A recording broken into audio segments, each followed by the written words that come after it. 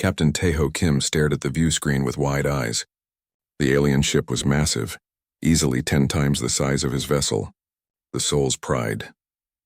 Its surface gleamed with a strange purple light, and it had shapes that seemed to hurt his eyes when he looked at them too long. "Are we sure this is really happening?" asked Dr. Sora Park, the ship's science officer. She was trying to sound calm, but her hands were shaking as she checked her instruments again and again. Taeho nodded slowly. "First contact with alien life, just like we always dreamed about." He paused, "though I thought they might be smaller." The alien ship had appeared near Proxima Centauri without any warning. One moment, space was empty. The next moment, there it was, as if it had always been there. The Soul's Pride was humanity's first real interstellar ship, sent to explore nearby star systems. They never expected to find anyone home. A bright light filled the bridge, and suddenly there were voices in their heads. Not voices they could hear with their ears, but thoughts that appeared in their minds like someone was speaking directly to their brains.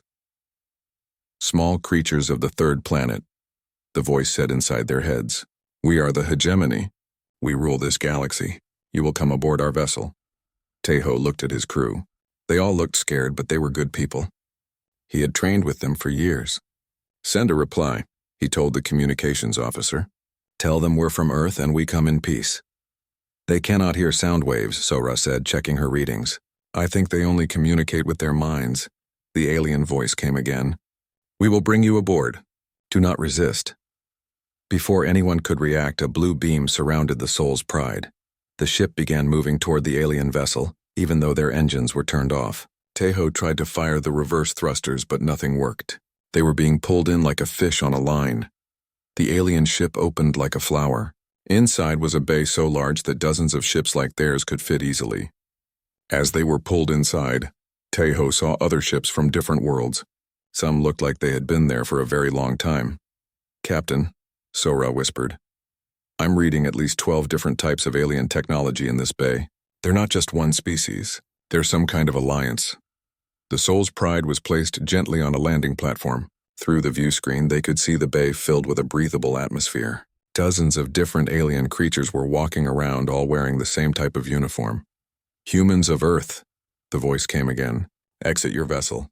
"You will be examined." Taeho stood up. "Dr. Park, you're with me. The rest of you stay here and keep the ship ready." He looked at his crew one more time. "If something goes wrong, send everything we've learned back to Earth." The airlock opened and Taeho stepped onto alien ground for the first time in human history. The gravity felt normal and the air smelled clean but strange, like metal and flowers mixed together. A group of aliens approached them.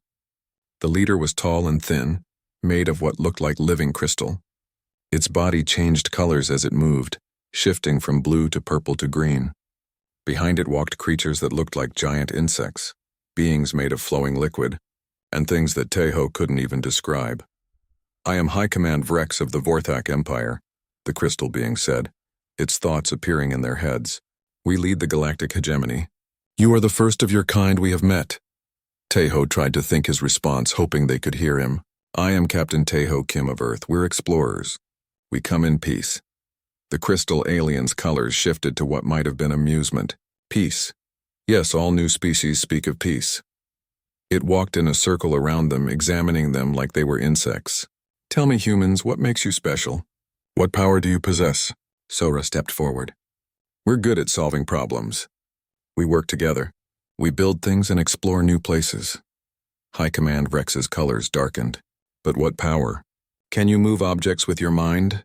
Can you speak across the stars without machines? Can you see the future?" Taeho frowned. "No, but we don't need to. We have technology for those things." Technology. The word came with a feeling of disappointment and disgust. All primitive species rely on technology. True advancement comes from evolution of the mind and spirit. Other aliens gathered around them now, looking at the humans like they were curiosities in a museum. Taeho could feel their thoughts pushing at the edges of his mind, probing and testing. "Your brains are simple," said one of the insect-like creatures. "No psychic development. No mental shielding. Like children. Your bodies are weak," added a flowing liquid being. "No natural armor, no toxins, no environmental adaptation." High Command Vrex raised one crystal hand and the other aliens became quiet. Humans of Earth, the hegemony has ruled this galaxy for 3,000 of your years. We maintain order through proper hierarchy.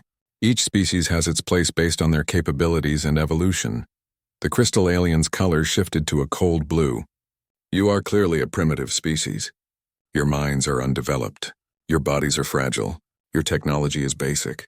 Therefore, you will take your place as a labor caste. You will serve the more evolved species and learn from your betters. Tejo felt anger rising in his chest. We're not here to become anyone's servants. We're free beings. We govern ourselves. The colors in the crystal alien's body flashed bright red. Around the bay, other aliens stopped what they were doing and stared. Some made sounds that might have been gasps. You refuse? High Command Vrex asked, its mental voice filled with surprise. No species has ever refused their proper place in the hegemony. Well, now you've met one that does, Tejo said, crossing his arms. Sora grabbed his sleeve. Captain, she whispered, their ships could destroy Earth easily. Maybe we should— No, Tejo said firmly. Humanity doesn't bow to anyone, no matter how big their ships are. The crystal alien stared at them for a long moment. Its colors shifted through the entire spectrum before settling on a deep, angry red. Very well, High Command Vrex said. You have one rotation of your star to reconsider. Return to your vessel. Go back to your world. Tell your leaders that the hegemony offers one choice. Submit to your proper place or face correction. And what does correction mean? Sora asked. The alien's colors went completely black. Complete elimination of your species so that a more worthy one may evolve in your place. As they walked back to their ship, Tejo could feel hundreds of alien eyes watching them. The soul's pride felt very small now, surrounded by all this alien technology and power. Captain, Sora said once they were back on their bridge, they could wipe out humanity without breaking a sweat. Their technology is thousands of years ahead of ours. Tejo sat in his captain's chair and began recording a message to send back to Earth. Maybe they can, he said. But they're about to learn something about humans that they don't understand yet. What's that? Tejo smiled grimly as he started the recording. That we've never been very good at doing what we're told. General Daesung Kang stood in the command center deep inside Luna Base, watching the radar screens show dots that represented the end of the world. 47 alien ships had just appeared at the edge of the solar system, each one larger than anything humanity had ever built. How long until they reach Earth? He asked. 6 hours, replied Commander Borayun, his second in command. They're not trying to hide. They're coming straight at us in perfect formation. Daesung nodded. He had expected this. Captain Tejo Kim's message from the alien ship had reached Earth 3 weeks ago. Since then, every human on every world had been preparing for this moment. They all knew they were probably going to die, but they were going to make it cost something. Send the signal, he ordered. Tell all stations the war begins now.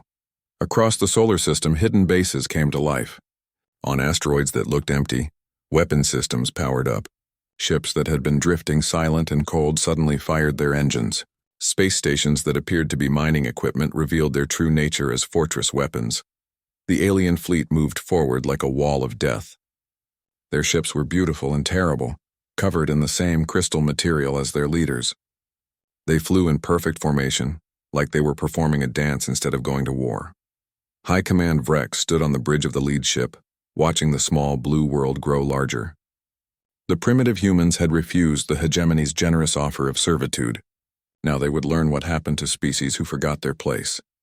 Begin bombardment of their orbital facilities, he ordered his crew.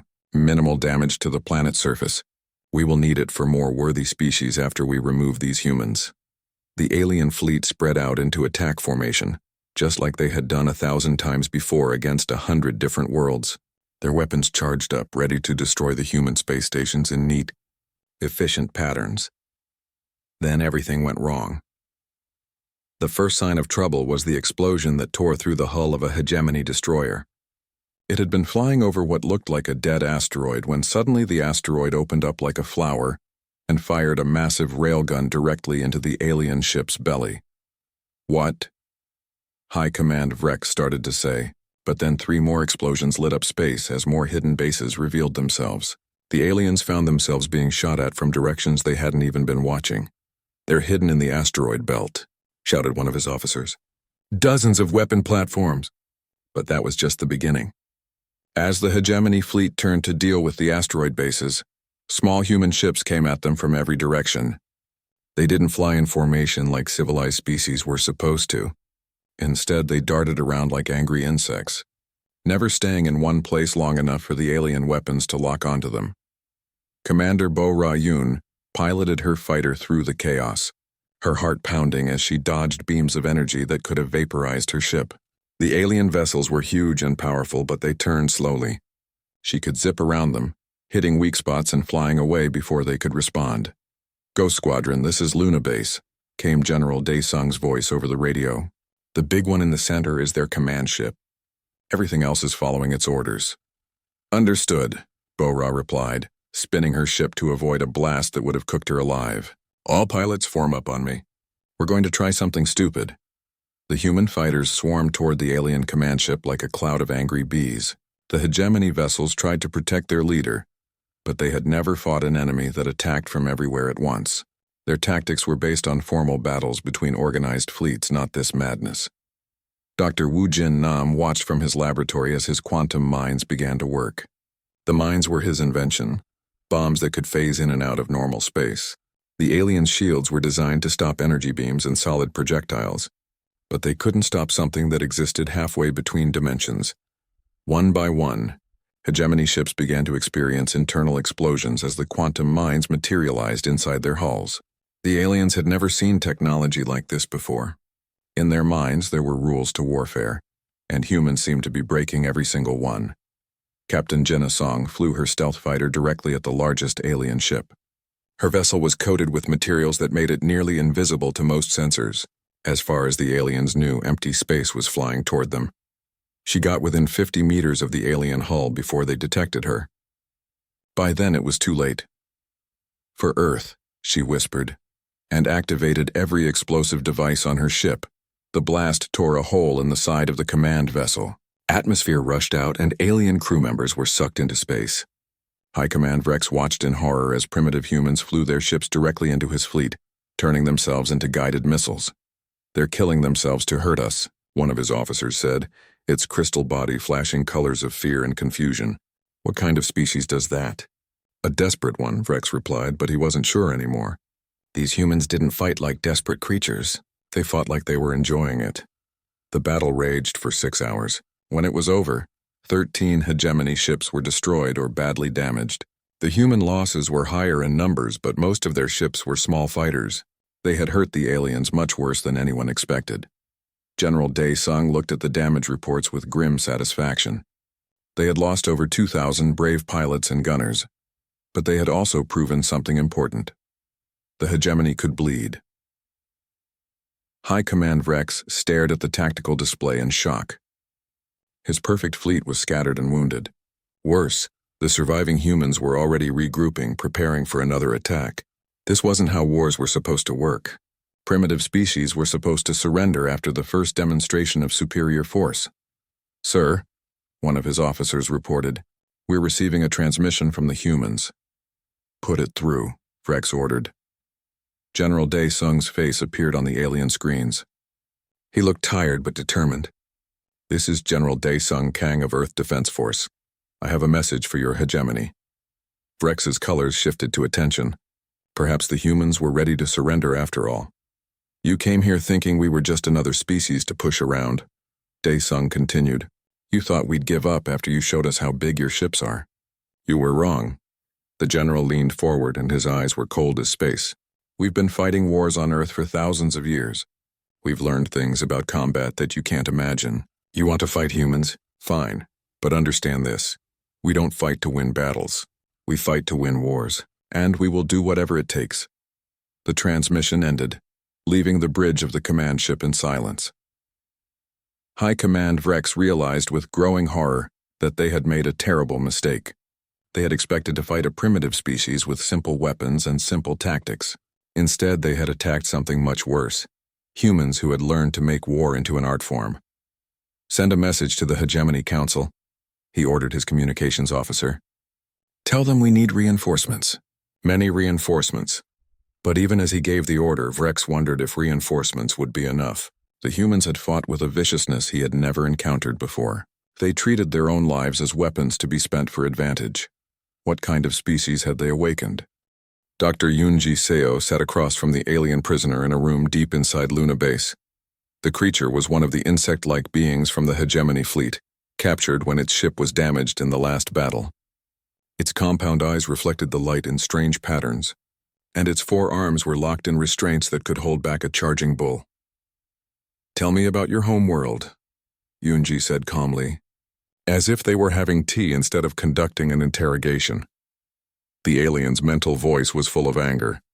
"I will tell you nothing, primitive creature. The Hegemony will rescue me, and you will all die." Yoonji nodded and made a note on her tablet. She had been questioning alien prisoners for 2 months now, and she was beginning to understand something important about their enemies. They weren't just technologically different from humans. They thought in completely different ways. "How long have you been fighting wars?" she asked. The alien's mind voice became confused. "Fighting wars? The Hegemony maintains order. We do not fight wars. But you attack other species. You destroy their ships and take their worlds, man. That is not war," the alien explained, as if she were a slow child. "That is correction. When a species refuses its proper place, we correct the situation. It usually takes only one demonstration of our power." Yoonji leaned forward. This was the key insight she had been looking for. "You mean other species surrender quickly?" "Of course. It would be foolish to fight against obviously superior forces. Only a mentally damaged species would continue fighting when they cannot win." Yoonji smiled, and the alien pulled back in its restraints.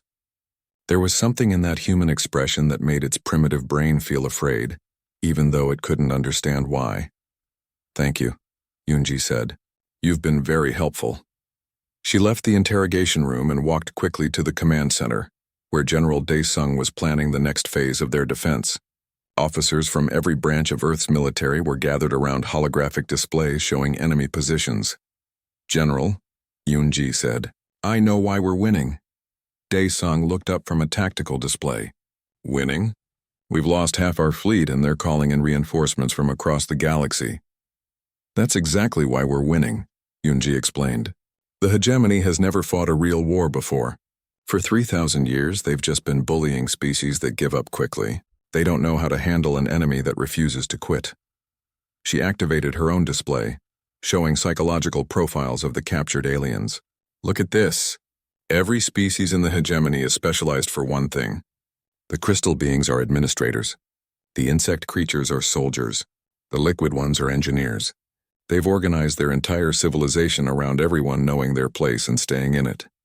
Colonel Kai-tae Bei, leader of Earth's Special Operations Unit, stepped forward. "So they can't adapt when something unexpected happens." "Exactly," Yoonji said. "They fight wars like they're playing a board game with set rules. But humans don't follow rules when we're fighting for survival. We improvise, we change tactics, we do whatever works." General Dae-sung studied the data. "This is useful intelligence, Doctor, but they still have bigger ships and more advanced technology." "But that's not the most important thing I learned," Yoonji continued. "The Hegemony isn't as united as they pretend to be. Most of their member species joined because they were forced to. They're held together by fear, not loyalty." Across the solar system, Colonel Kai-tae's special operations teams were already putting this knowledge to use. The Terran Ghosts, as they called themselves, had captured several alien ships and learned to pilot them. Now they were using those ships to visit worlds on the edge of Hegemony space. Captain Hana Lim commanded one of these captured vessels, a sleek craft that had once belonged to the liquid-bodied engineers. Her crew of 12 humans had spent weeks learning how to operate alien technology, and now they were approaching a world that the Hegemony considered barely worth controlling. The planet was inhabited by creatures that looked like walking trees, tall and slow-moving. According to Hegemony records, they had been conquered 400 years ago and had never caused any trouble since. Hana's ship landed at the main settlement, and she walked out to meet the local leaders. The tree-like beings towered over her, their bark-like skin rustling in the wind. "I am Captain Hana Lim of Earth," she said through the translation device they had built from captured alien equipment. "We're at war with the Hegemony. We want to offer you a choice." The eldest tree being, whose trunk was covered in ancient scars, bent down to look at her more closely. "You are not from the Hegemony. Why are you here?" "Because we think you might want to be free," Hana said simply. The tree beings rustled among themselves, making sounds like wind through a forest. Finally, their leader spoke again. Freedom is a concept we had forgotten. The crystal ones told us it was impossible. They said we were too primitive to govern ourselves. The crystal ones told us the same thing, Hana replied. We disagreed. She showed them recordings of the battles in Earth's solar system, images of human ships fighting against impossible odds. The tree beings watched in amazement as tiny human fighters swarmed around massive hegemony vessels. You fight them? The elder asked. And you survive? More than survive, Hana said. We're winning. Within a week, the tree beings had driven the hegemony administrators off their world. They used the same tactics Hana had taught them. Strike quickly, hit where the enemy doesn't expect, and never fight fair when fighting fair means losing. Similar scenes were playing out across dozens of worlds. Agent Juno Shin, working undercover in hegemony space, was making contact with species that had been oppressed for centuries. Everywhere she went, she found the same thing. People who hated their overlords but had never believed they could fight back. The humans showed them that fighting back was possible. Back on Luna Base, Dr. Yunji was analyzing reports from these operations when she noticed something troubling in her psychological profiles of human soldiers. The constant warfare was changing them, making them harder and more ruthless than they had been before. She found General Dae-sung in his office, staring at casualty reports from the latest battle. General, she said, we need to talk about what this war is doing to us. Dae-sung looked up. Our people are fighting well. Morale is high despite the losses. That's the problem, Yunji said. Our soldiers are starting to enjoy the fighting. They're becoming as ruthless as our enemies, maybe more so. We're winning because we're willing to do things the hegemony finds unthinkable. But what happens to us when the war is over? Dae-sung was quiet for a long moment. Dr. Seo, we're fighting for the survival of our species. If we have to become monsters to survive, then that's what we'll do. But what if we become such good monsters that we can't stop being monsters? Before Dae-sung could answer, alarms began blaring throughout the base. A communications officer's voice came over the intercom. General, we're receiving a transmission from Hegemony High Command. They want to negotiate. Dae-sung and Yunji rushed to the command center where High Command Vrex's image appeared on the main screen. The crystal alien's colors were dim and flickering, signs of stress and exhaustion. Humans of Earth, Vrex said. The hegemony is prepared to discuss terms. Terms? Dae-sung asked. What kind of terms? We offer you a higher position in our hierarchy. You have proven yourselves to be effective warriors. You may serve as our military arm, bringing order to rebellious worlds. Dae-sung laughed, and the sound made several aliens on Vrex's bridge step backward in fear. You still don't understand, do you? We're not fighting to get a better place in your system. We're fighting to destroy your system completely. Vrex's colors flashed in confusion. That is impossible. Without the hegemony, the galaxy would fall into chaos. There would be constant wars between species.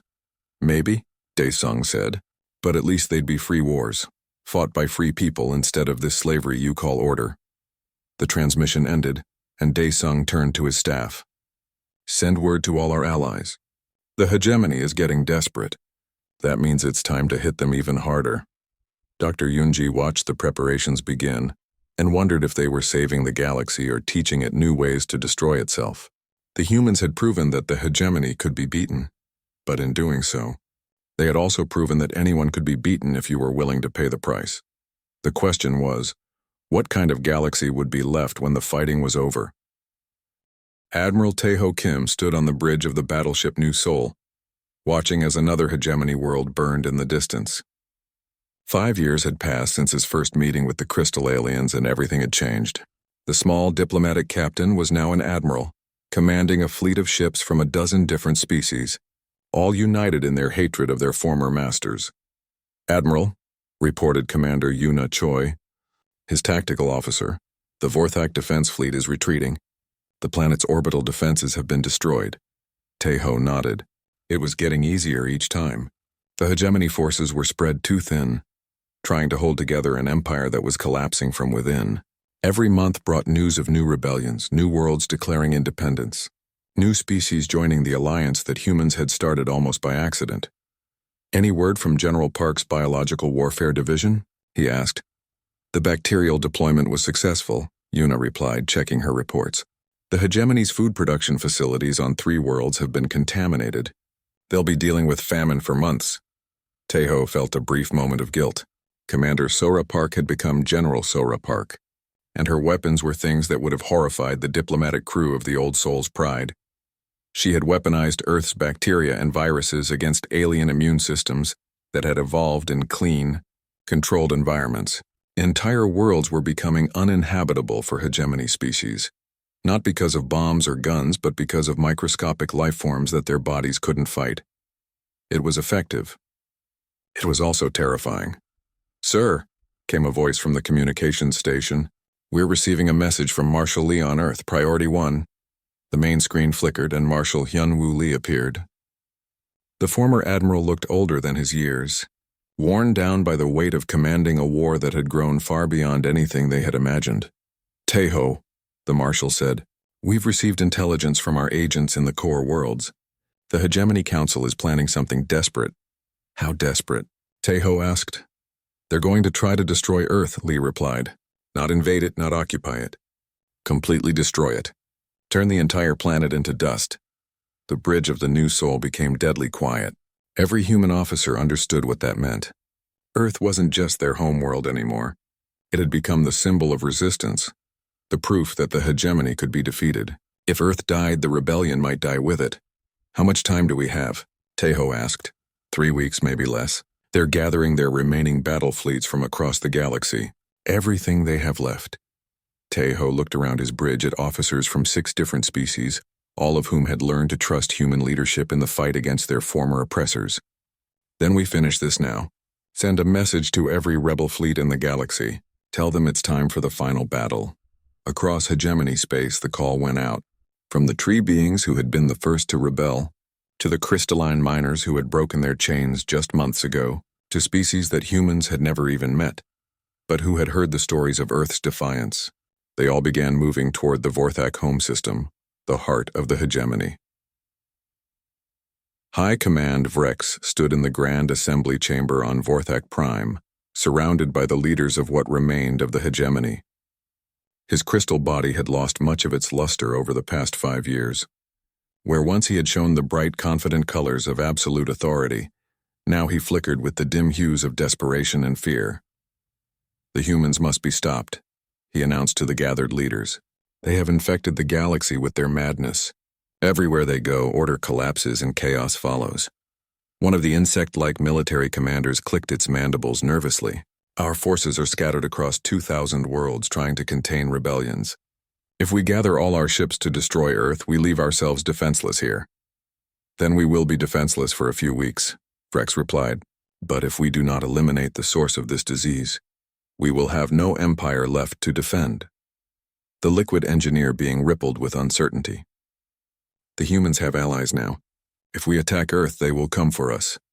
"Let them come," Vrex said, his colors flashing with desperate resolve. "We will destroy their symbol world, and then we will show the galaxy what happens to those who defy the proper order." But even as he spoke, Vrex knew they were losing. The hegemony had ruled through overwhelming technological superiority, and the assumption that lesser species would never unite against them. The humans had shattered both of those advantages by teaching their primitive allies that technology could be stolen, copied, or simply worked around with enough creativity and determination. General Yuna Choi, the former Earth ambassador who now coordinated alliance between rebel species, watched the intelligence reports with growing excitement. The hegemony was making exactly the mistake she had hoped they would make. "They're pulling their fleets from everywhere," she told her staff in the command center that had once been a hegemony administrative building. "Every world, every system, every defensive position. They're betting everything on one massive strike against Earth." "Can Earth's defenses hold against that much firepower?" asked one of her officers, a former slave soldier from the mining worlds. "They don't have to," Yuna smiled. "Because while they're attacking Earth, we're going to attack here."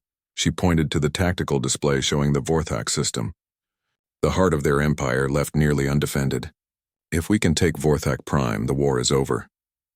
The battle for Vorthak Prime began with a single human ship dropping out of hyperspace near the system's edge.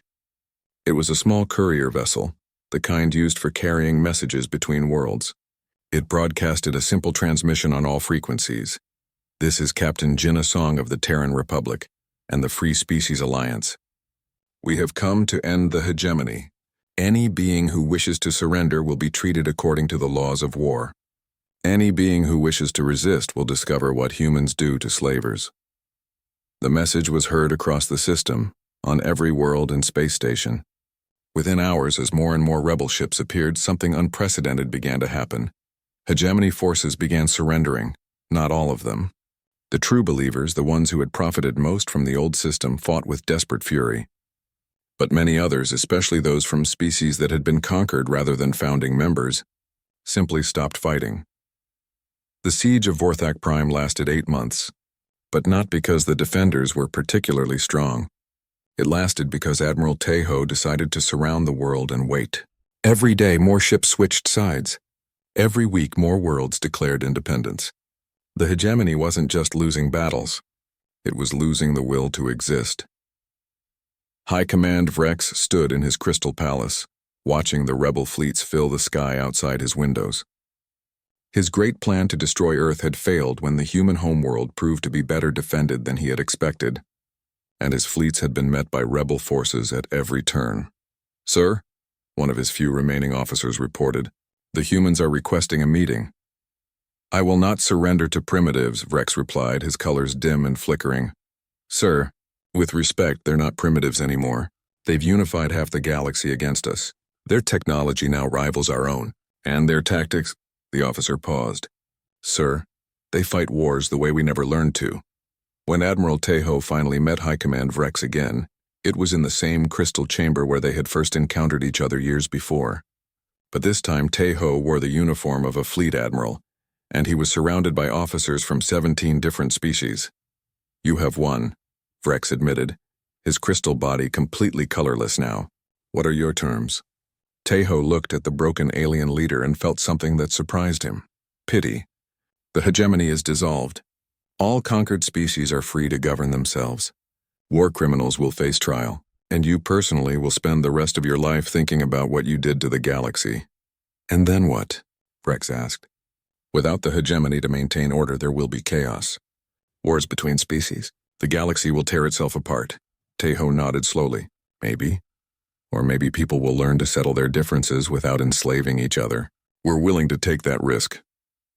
As he left the Crystal Palace, Tejo looked up at the sky where ships from dozens of worlds waited in formation. Humans had started this war alone, desperate and outmatched.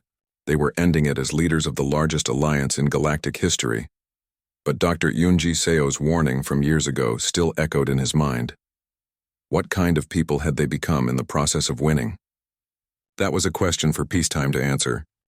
President Dae-Sung Kang stood at the podium in the Great Assembly Hall on Earth, looking out at representatives from over 300 worlds. 10 years had passed since the fall of the hegemony, and the galaxy was still learning how to live without masters and slaves. The hall was a marvel of cooperative engineering, built by dozens of species working together. Crystal beings who had once served the Vorthak now used their architectural skills to create beauty instead of monuments to power.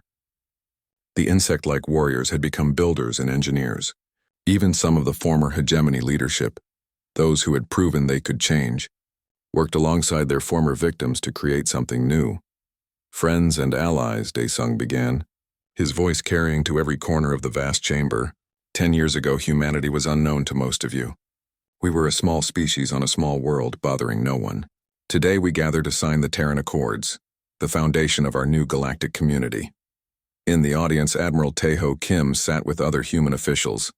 He was older now, with gray in his hair and lines around his eyes that spoke of too many battles and too many difficult decisions. Beside him sat Dr. Yunji Seo, who had spent the last decade helping former slaves and former masters learn to live together.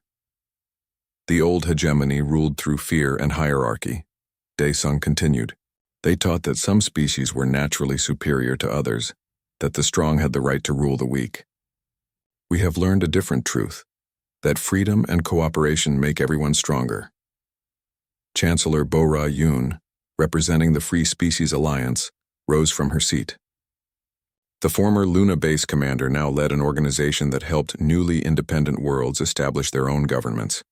She had seen the chaos that Vrex had predicted, but she had also seen something else, people learning to solve their problems without violence. The Terran Accords represent more than just laws, she said. They represent a promise that we will settle our differences through discussion, not destruction. That we will help each other grow, not tear each other down. In another part of the hall, Dr. Woojin Nam watched the proceedings with mixed feelings. His quantum weapons had helped win the war, but now he devoted his time to peaceful technologies.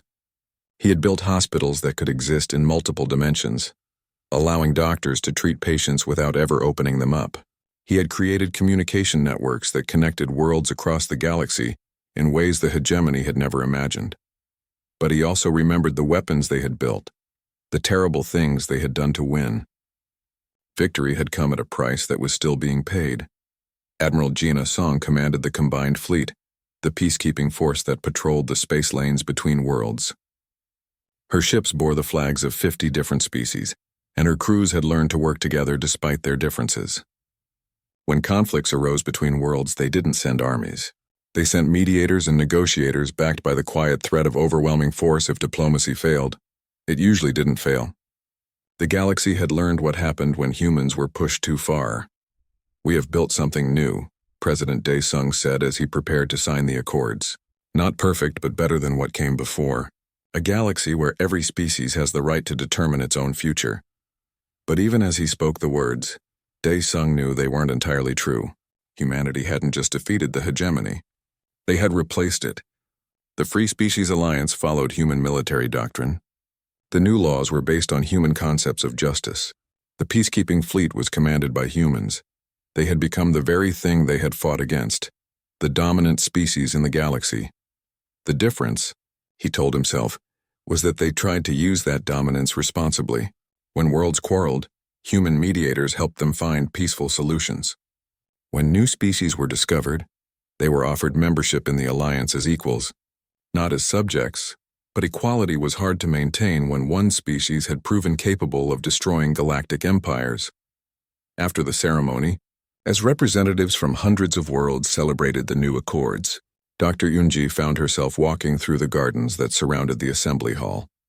The gardens contained plants from dozens of worlds, a living symbol of cooperation and diversity. She was joined by an old friend, High Command Vrex, the former leader of the hegemony. He was thinner now, his crystal body dim and cracked. He had spent the last 10 years in a form of house arrest on Earth, helping human scholars understand hegemony history and technology. "Do you ever regret it?" he asked, his mental voice quiet and tired. "Destroying the old order?" Unji considered the question. "Sometimes. The galaxy is messier now. There are more conflicts, more disagreements. Under the hegemony, everything was simple because no one was allowed to argue. But people are free," Vrex said. It wasn't a question. Yes, people are free. They walked in silence for a while, past flowers that bloomed in impossible colors and trees that sang in harmonies no single world could produce. "I have studied your species for 10 years now," Vrex said finally. "I think I understand what we never saw before." "What's that?" "You are not a warrior species," he said. "You are a teaching species. Everything you do, every conflict you win, you use it to teach others how to be strong. The galaxy is not just free because you defeated us. It is free because you taught everyone else how to defeat us." Yunji stopped walking and looked at the alien who had once tried to enslave humanity. "Is that what we did?" "Yes," Vrex replied. "And that is why we could never have won. We tried to make the galaxy smaller, to force everyone into the same mold. You made it larger. You showed every species that they could be more than they were." As evening fell over Earth, ships from across the galaxy began departing, carrying the news of the Terran Accords to their homeworlds. The galaxy would continue to change and grow, but it would do so freely. President Dae-sung stood on the balcony of his office, watching the ships disappear into hyperspace. His aide, Commander Hana Lim, joined him with the latest reports. "Any problems?" he asked. 3 border disputes, but they're being handled through negotiation. 2 trade disagreements also being resolved peacefully. And the Council of Tree Beings is requesting human advisors to help them establish a new colony. Dae-sung nodded. It was a typical day in the new galaxy. Complicated, messy, but free. "Sir," Hana said carefully, "there's something else. Our intelligence services are reporting rumors of a new species in the outer rim, something powerful and aggressive. Daesung felt a familiar weight settle on his shoulders. How aggressive? They've attacked several isolated worlds. The survivors describe ships that are completely black and crews that don't seem to communicate with their victims before attacking. Daesung sighed. The galaxy would always have new challenges, new threats to freedom and peace. But humanity had learned something important over the past 10 years. They didn't have to face those challenges alone anymore. Send a message to Admiral Song, he ordered. Have her take a mixed fleet to investigate. And make sure our allies know what's happening. If there's a new threat out there, we'll face it together. As the years passed, children across the galaxy would learn the story of the species that said no to slavery and taught everyone else to do the same. They would learn about the war that ended an empire and began an age of freedom, but they would also learn the price of that freedom. Constant vigilance, endless responsibility, and the knowledge that liberty must be defended by those strong enough to fight for it. The humans had waged war on an empire and won. Now they faced a harder task, teaching the galaxy how to live with the victory. In schools on 1,000 worlds, the lesson was simple. They came to make us slaves. We chose to be free, and freedom once chosen must be protected forever. The galaxy would remember that lesson. It would have to.